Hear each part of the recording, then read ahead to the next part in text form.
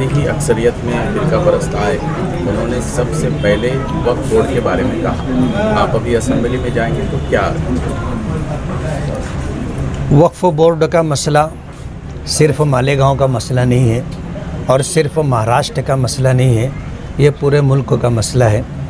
बात यह है कि 800 साल तक मुसलमानों ने इस मुल्क पर हुकूमत की है और उन्होंने बहुत सारी मोहब्बत की यादगारें छोड़ी।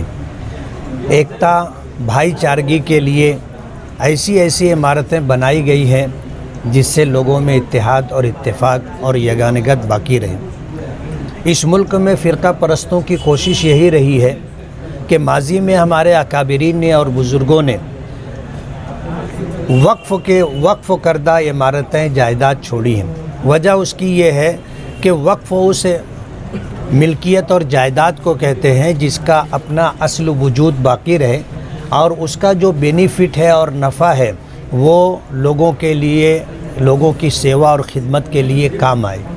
तो आज जो औक़ाफ़ की अमलाक हैं, जो आज हैं, जिनका मालिक अल्लाह है, लोगों ने अपनी मिल्कियत से निकाल करके अल्लाह की मिल्कियत में उसे दे दिया है।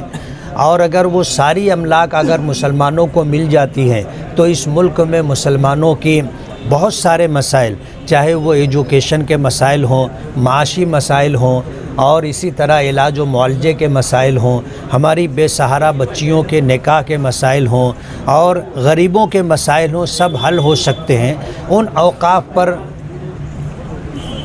2/3 के करीब आप देखोगे तो सरकार का और सरकारी एजेंसियों का कब्ज़ा है, वो मुसलमानों के कब्ज़े में नहीं है। आज सरकार इस बात के दर पे है कि औक़ाफ़ की उन अमलाक को ख़त्म कर दिया जाए। अभी जैसे ये बात सामने आई कि वक्फ़ के ताल्लुक़ से आवाज़ महाराष्ट्र में भी उठने लगी है, तो उसके सद्देबाब के लिए पूरे मुल्क में मुसलमान जद्दोजहद और कोशिश कर रहे हैं। वक्फ़ के तहफ़्फ़ुज़ के लिए हम भी कोशिश करेंगे और जमीयत उलमा, जिसका मैं मकामी सदर हूँ, इसके वक्फ़ के तहफ़्फ़ुज़ के लिए जमीयत उलमा के मरहूम सदर हज़रत मौलाना सैयद असद मदनी नव्वरल्लाहु मरक़दहू ने वक्फ़ एक्ट 1995 बनवाया था। तो हम तो पहले से इसके लिए कोशिश कर रहे हैं और इंशाअल्लाह आइंदा भी इसके लिए कोशिश करते रहेंगे। महाराष्ट्र में अभी सीएम कौन बनना चाहिए, इस पे चल रहा है, फडणवीस, शिंदे, ये तो आप क्या? हम तो ये चाहेंगे कि ऐसा शख्स सीएम बनना चाहिए जो सबको साथ लेकर के चले, तमाम मज़हब के मानने वाले, तमाम बिरादरियों को साथ में ले कर के चले और महाराष्ट्र तरक्की करे। हम ये चाहेंगे। और इस मुल्क में ये जो सियासी तौर पर इक़्तिदार मिलता है ये वक्ती इक़्तिदार होता है और आज इस वक्त गठजोड़ की सरकार है, गठबंधन की सरकार है, इसलिए ये उनके अपने दाखिली मसाइल हैं कि वो किसको सीएम बनाते हैं और किस तरह जो है हुकूमत बनती है और मिनिस्ट्रियों की तकसीम किस तरह होती है, वो उनका अपना दाखिली मसला है। हम तो ये चाहेंगे कि ऐसा शख्स चीफ़ मिनिस्टर बनना चाहिए जो महाराष्ट्र के हित में और महाराष्ट्र वासियों के हित में अच्छे फ़ैसले ले। संभल में जो हो रहा है अभी उसके जमीयत उलमा तो हमेशा इस बात के लिए कोशा रही है कि हमारी जो मस्जिदें हैं और हमारे जो औक़ाफ़ हैं उनका तहफ़्फ़ुज़ होता रहे।